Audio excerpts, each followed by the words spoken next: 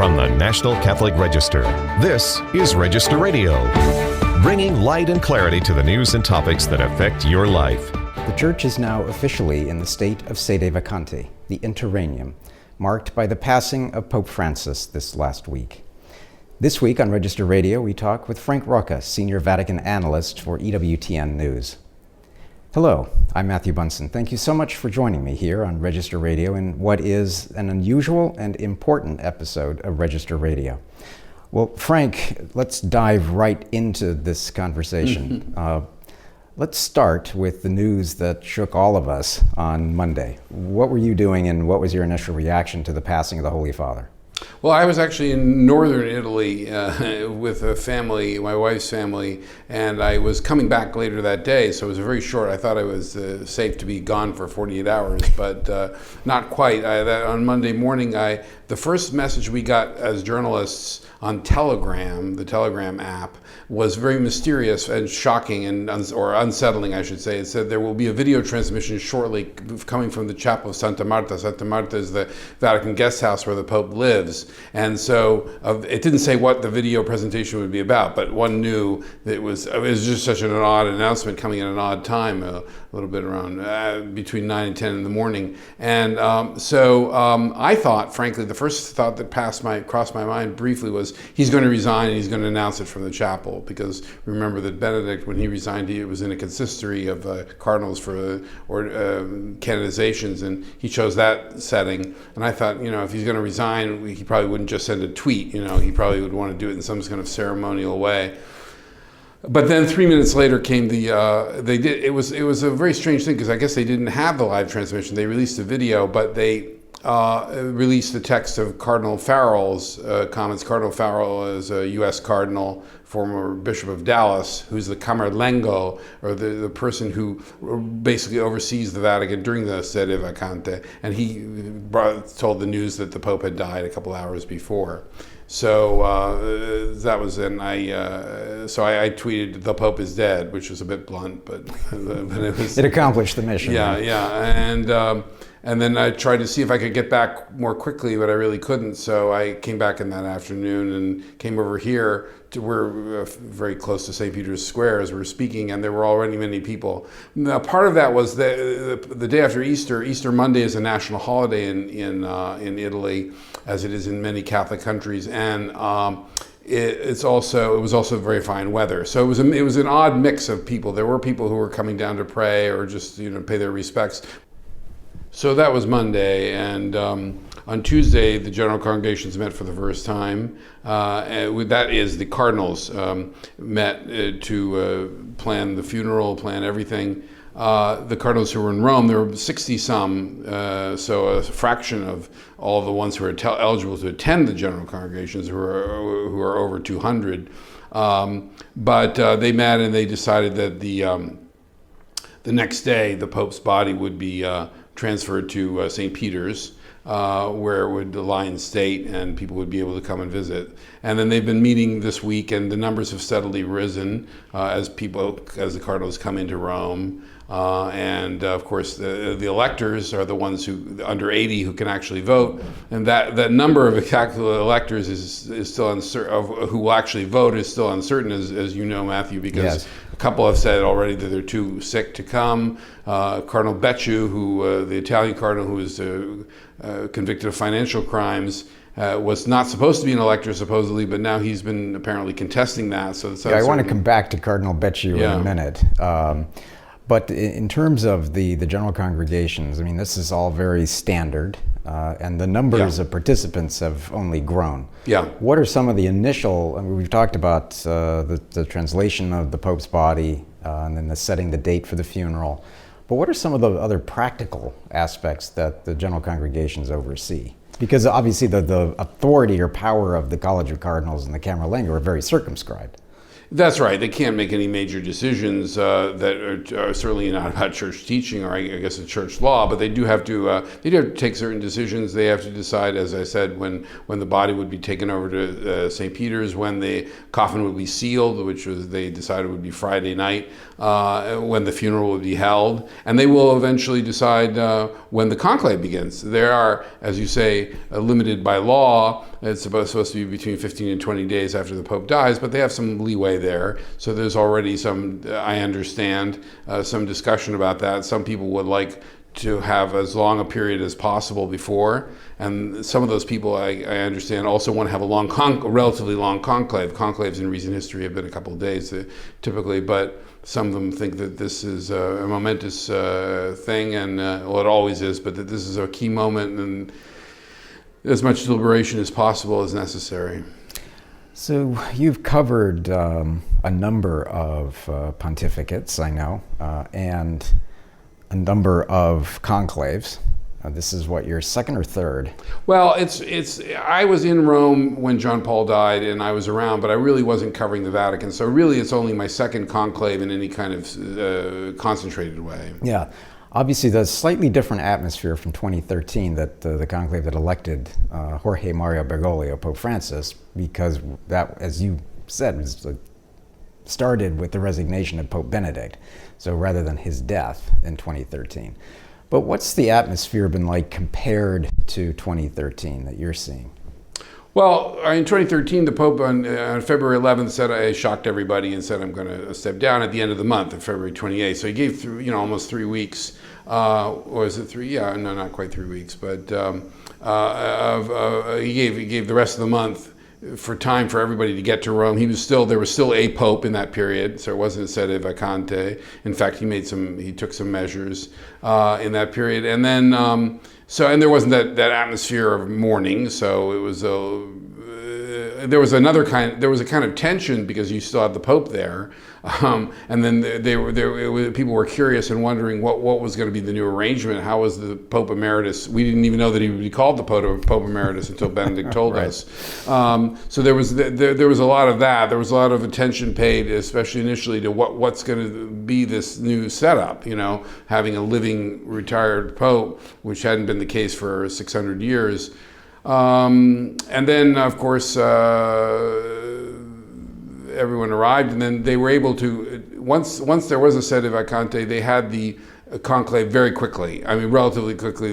The conclave was on the 12th, right, or the 11th, right? He was elected on the 13th, so I think it was the 11th that actually began, the 11th of March. So very, very quickly, because they'd had time. They'd had weeks to arrive and get in Rome, get settled, have informal conversations. Essentially 5 ballots. To finish the job. Yeah, because the first day there's only one, if I recall correctly. Right. Yeah. So but I did have an observation about 2005. You mentioned, or I mentioned John Paul's, which is and it's been noted already, the turnout of mourners for we haven't had a papal funeral for 20 years. Mm-hmm. We did have the funeral for Benedict, but he was no longer a reigning pope. But right. We haven't had a papacy end in death, let's say, for 20 years. And it was almost exactly 20 years ago. It was at this time of year, the numbers, many remember the enormous turnout of mourners for John Paul. There were, according to the Italian government statistics that were released by the Vatican, 3 million people came to Rome to pay their respects. More than 1.5 million passed through St. Peter's Basilica over 3 days. In the first day, 500,000 passed through. The line was over 3 miles long. The average waiting time was 13 hours. So that was a benchmark. That was a record, probably. And it's no criticism, or it's not to diminish the mourning for Francis to say that this or even making a comparison. Yeah. To say this is a fraction of that. It's about a tenth. The first day of about 50,000 people walked through the Basilica, and it's interesting to ask oneself why that is. I have some thoughts, but you probably do as well. But I think one factor was that John Paul was a great hero of the Polish people, and Poland is a bus ride away. And many Poles came then later to his beatification, to his canonization. So I think that must have been a big factor. But I think there were other factors too. I think we live in an age that is more fragmented. Our culture is more fragmented. Our media is more fragmented. And I think it's just hard for anyone to be the kind of towering, dominant figure that John Paul was. I don't think there's anyone comparable now. And also, I think related to that, John Paul was a symbol of the victory in the Cold War. For even people who weren't Catholic, he was seen as embodying that struggle, which was victorious in a kind of definitive way with the fall of the Berlin Wall, the fall of communism. And Francis is associated with many causes that are right now on the back foot around the world, including in his native Argentina. As right-wing populism grows, Francis's causes, social and political causes like advocacy for migrants or for the environment, care of the environment, are not as popular. And so I think that might be a factor as well. Yeah, could we also say that the role of social media, in which our news tends now to be very virtual, it's digested in very different ways. So participation in a lot of real world events, so to speak, you can see that diminished in almost every aspect of culture. Would you say that that's an aspect of this too? I think that's a great point. I think in 2005 there were no smartphones. I think they existed, some prototypical smartphones, but not really. The iPhone had not been. There was a BlackBerry, but most people didn't have anything like that. We were not as enraptured by the online world as we are now. I think that's true. And then COVID too. I think probably remember that was 5 years ago. We were all locked down. And of course we've come out of that, but I think maybe that also put a damper on things. So it's not as much of this public, communal, physical contact that we used to have traditionally. Yeah. Well, we're going to take a quick break. You're listening to Register Radio here on EWTN News. My guest is Frank Rocca, Senior Vatican Analyst for EWTN News. Again, please stay with us. There's a lot more to discuss.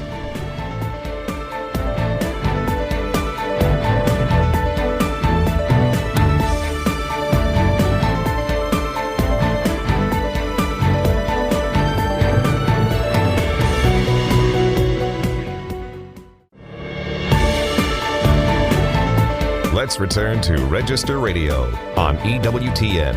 And welcome back to Register Radio. I'm your host, Matthew Bunson, Vice President, Editorial Director for EWTN News. Thank you so much for joining me on this very significant week and series of weeks in the life of the Church following the passing of our Holy Father, Pope Francis, and the impending election of his successor by a conclave. My guest this week is Frank Rocca, Senior Vatican Analyst for EWTN News. Frank, again, thank you so much for joining me. I know that both of us have been very busy this last week, but I really appreciate your taking the time to talk to us. No, it's great to be with you, Matthew. In fact, in person here in Rome, just a few meters away from St. Peter's Square. So we were talking about Pope Francis, and I think it's worthwhile taking a little bit of time, especially on this weekend, where his funeral is going to be marked. He will be transferred to Santa Maria Maggiore as his final resting place. But let's talk about his legacy. What do you see are some of the most important aspects of the legacy of Pope Francis? Well, I think it's clear that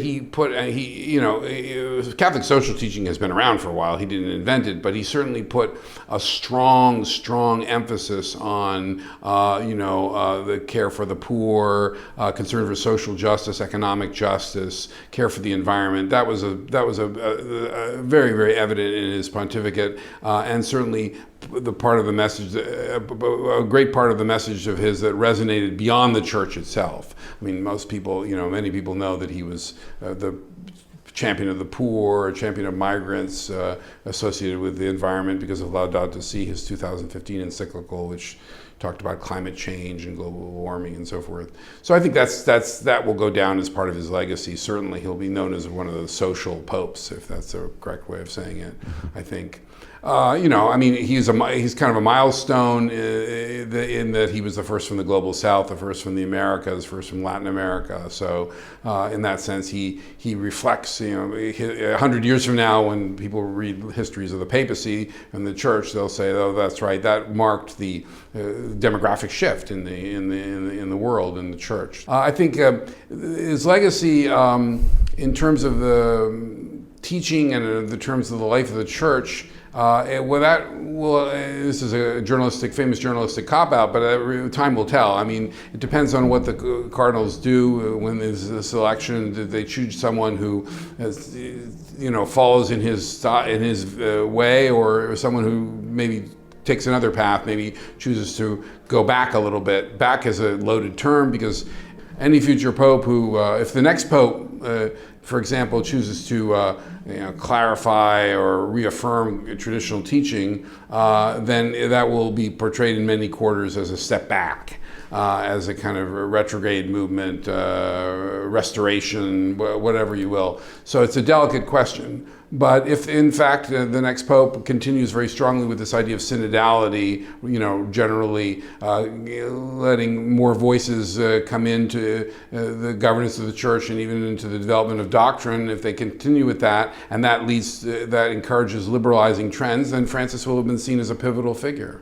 As we again look back on this pontificate, coming from Latin America, certainly you can see the impact of the Latin American perspective in Evangelii Gaudium, his apostolic exhortation that some have said is a blueprint for his pontificate. But is it worthwhile looking also at something like the Aparecida document that he helped draft in 2007 that was supposed to itself be a blueprint for evangelization in Latin America, but he seems to have brought that whole concept of evangelization with him to the pontificate. Would that be a fair? Yes, I think so. He also brought, and this is perhaps less well known, but he was an exponent of something called the theology of the people, which is inspired to some extent by the movement of Peronism in his native Argentina. It's a little murky and hard to to explain, but I think that it had less emphasis on class conflict. And it wasn't materialistic like Marxist thought would be. So maybe in a word we could say that he was trying to bring some of the elements of theology of liberation, the preferential option for the poor, and this very strong need for social engagement, but in a way that was not as divisive as the theology of liberation. I don't know if that's... You used a word a minute or two ago, murky. There are a lot of people who consider the concept and the project of synodality to be a little murky. How significant did synodality become in the last years of this pontificate? Well, it was the term became a buzzword, to be a little flippant about it. And one test of how significant, to jump ahead for a moment, and then I'll jump back, is are people going to be using that term in a few months? Because there are phrases as terms that are associated with the pontificate and then go out of fashion. New evangelization. New evangelization, mind, for example. Yeah. New evangelization is a term very closely associated with John Paul and with Benedict. Benedict founded even an office at the Vatican for the new evangelization, which Francis merged into the Office for Evangelization in general. But will synodality be? Will people still be invoking synodality? It's a good question. Pope Francis, toward the very end of his life, approved another cycle of synodal activities. It's supposed to culminate in 3 years with a meeting in the Vatican. So he set this up. Perhaps he was thinking maybe to add some insurance that this would continue. So probably we will still be talking about it for a while. Although it's obviously if the next pope takes a different line, he can certainly reshape that to be whatever he wants. I mean, one of the main tasks that Pope Francis was given by the cardinals who elected him. Well, there were two. One in particular was the reform of the Curia and Vatican finances, including things like transparency. The other was dealing or expanding the progress of the church with dealing with the sex abuse crisis. Let's start with the whole issue of reform of the Curia and especially Vatican finances. At what point are we now that he has passed, and how can we assess his progress? Well, he did a number of things. He set up several bodies and task forces, and for a while Cardinal Pell of Australia was in charge of the Secretariat for the Economy, which was a new office. And I would say, well, one thing he did was revive a process that had been underway under Benedict and had kind of stalled, which was to reform the Vatican Bank, which had been scandal plagued for a while and had been used for money laundering and other things.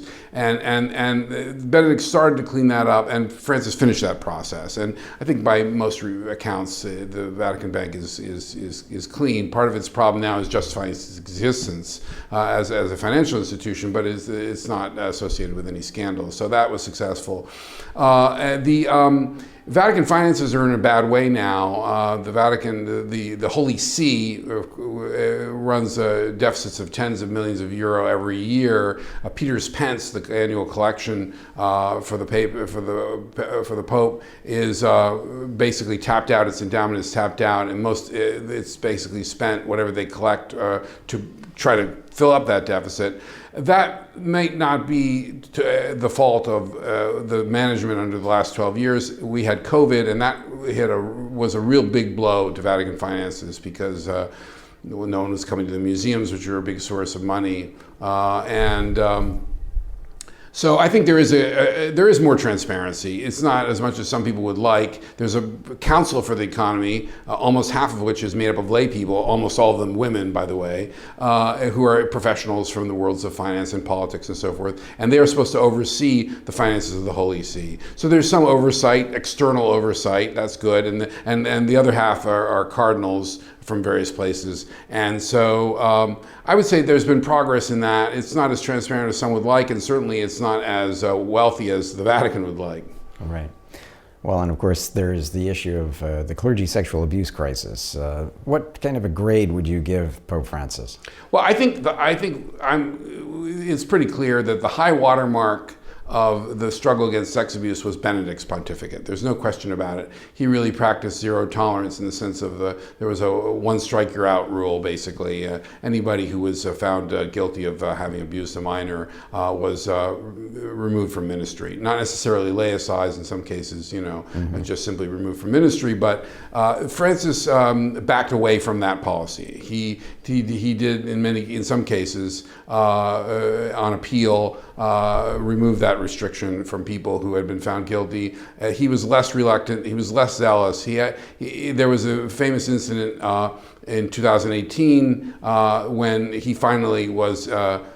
He had been defending a Chilean bishop who had been accused of covering up sex abuse for a long time, and he'd been very, well, you could say stubborn about it. Finally, when he was confronted with evidence, he changed, and he removed some of the Chilean bishops, and he held a big conference at the Vatican, and he installed a process for investigating and disciplining bishops who cover up abuse. But that process, according to the victims' advocates, has not been very transparent. It hasn't been consistently applied. And also, you could tell in his comments over the course of his pontificate, he felt the church was getting unfairly singled out, and he was kind of defensive about it. And he would always, I don't know, but he would very often remind people that most abuse takes place in the home, and the church has done more than any other institution to combat this. And the broader problems in culture.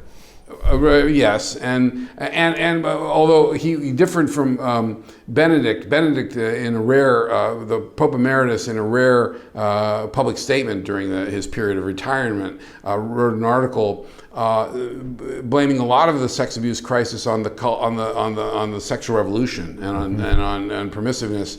Francis took a different line. Francis tended to blame it on clericalism, which was one of his most pejorative words in his vocabulary. In other words, the priests, the clergy were too powerful and too arrogant, and so they covered up for each other. Maybe they both had a point. Well, in the minute that we have left, I just want to ask you one more question, and that is, what is the one image that stays in your mind that you will always carry about Pope Francis? Well, my best memory of Pope Francis, and it stirs me and it actually moves me every time I see the video or even think about it, was in Tacloban in the eastern Philippines in January of 2015. He went to talk to people who had had suffered through a typhoon the previous year, and there in fact was a tropical storm underway during the mass, which was an outdoor mass, and everybody was wearing these ponchos, and the wind and the rain was battering the altar and everything. And the Pope, he said, I won't try to quote him from memory, but he was speaking in Spanish. And he said, you may come to me and say, I've lost my faith because I lost my family, I lost my home, I lost everything, and so I don't believe. And I won't even blame you for that. But he said, and he pointed to a crucifix and he said, but he doesn't let us down. Jesus doesn't let us down. I think that was for me, his finest moment. Yeah. Well, Frank, thank you so much. I know all of us are looking forward to your continuing analysis, not just of the Francis pontificate, but of the conclave that's about to get underway. Well, thank you, Matthew. Well, thank you so much for joining me here on Register Radio. I'm Matthew Bunson, Executive Vice President and Editorial Director of EWTN News. Remember, for a lot more news and commentary, please go to ncregister.com at the National Catholic Register. Until next week, we continue to pray for Pope Francis, for the Church, and for the cardinals who are about to choose his successor. Until next week, please take care and God bless.